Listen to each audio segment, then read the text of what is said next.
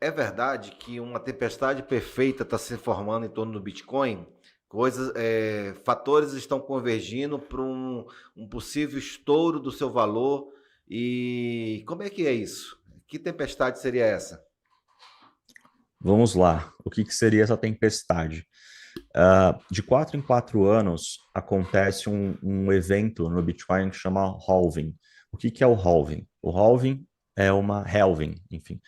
Ele é uma programação para cortar pela metade a emissão de bitcoins na rede.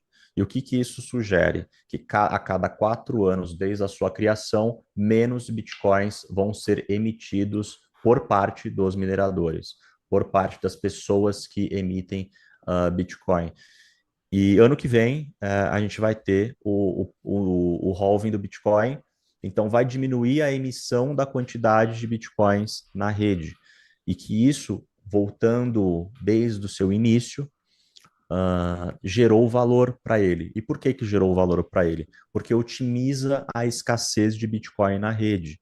Então, esse é um dos fatores que contribuem para essa tempestade perfeita. A outra tempestade perfeita, que contribui também para essa tendência, que tendencia a uma explosão de preços no Bitcoin, é justamente uma eminente aprovação pelos órgãos regulatórios dos Estados Unidos de lançar um fundo spot de ETF. O que que é isso? O que que é um fundo spot de ETF?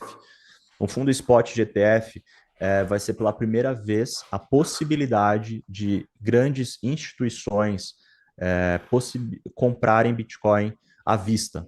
O que que isso quer dizer?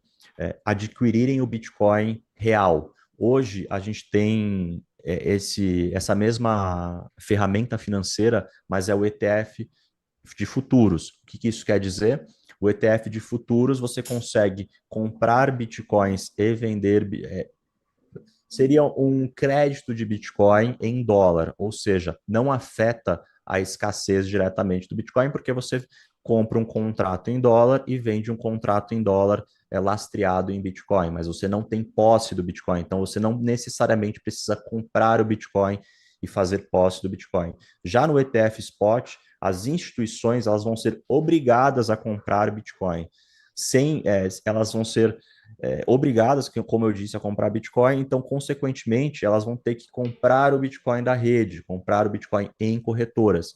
E hoje, dados, né, os dados são abertos, né? Então, a gente faz na Convex essa, essa pesquisa de mercado, mostram que a gente só tem 2 milhões, aproximadamente de 2 milhões de Bitcoins disponíveis para serem comprados nas corretoras. Então, para contextualizar, a gente tem um limite de 21 milhões de bitcoins para serem emitidos. Já foram emitidos 19 milhões, aproximadamente 19 milhões de bitcoins até hoje. Existem só 2 milhões de bitcoins disponíveis dentro das corretoras.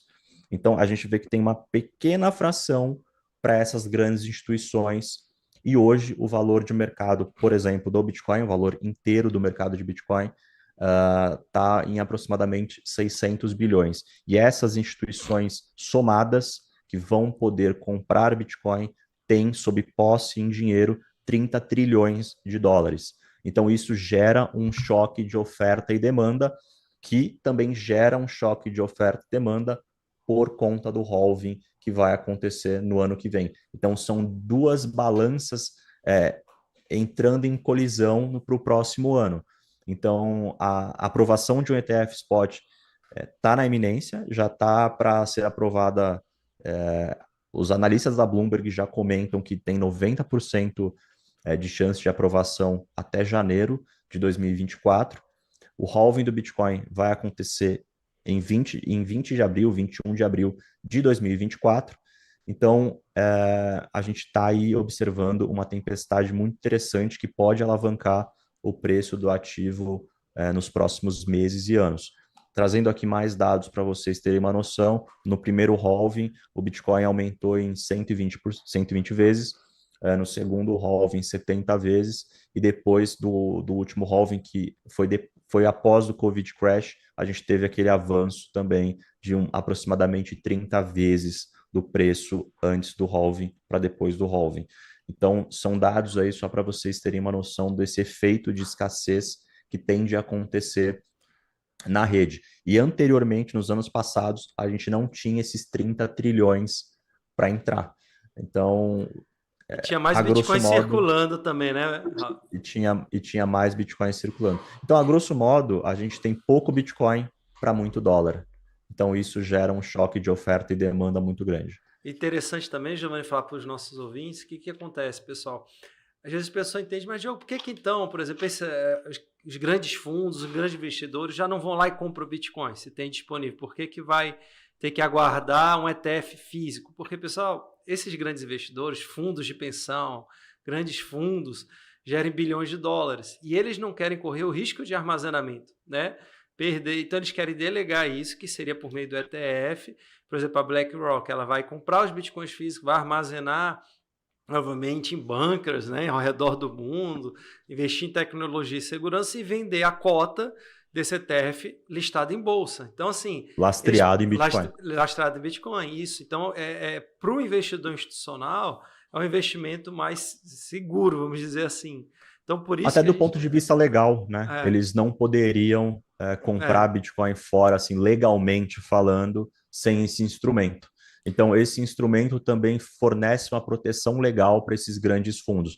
E o que o Joe comentou, essa BlackRock, né, ela possui 9 trilhões de dólares sob gestão. Então, assim, é muito dinheiro, levando em consideração o mercado hoje do ativo, né? Então, assim, a gente tem...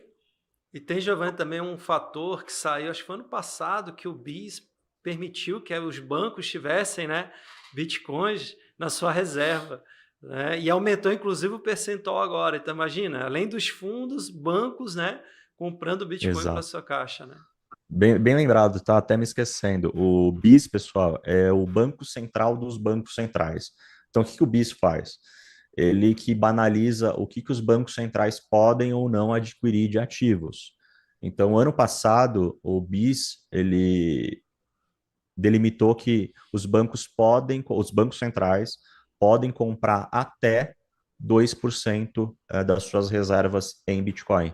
Então, é o que seria, para mim, o último estágio de reserva de valor para o Bitcoin. Assim, seria o ponto máximo para a gente conseguir classificar o Bitcoin no mesmo patamar do ouro. Seria os bancos centrais comprando Bitcoin pensando em reserva de valor mesmo.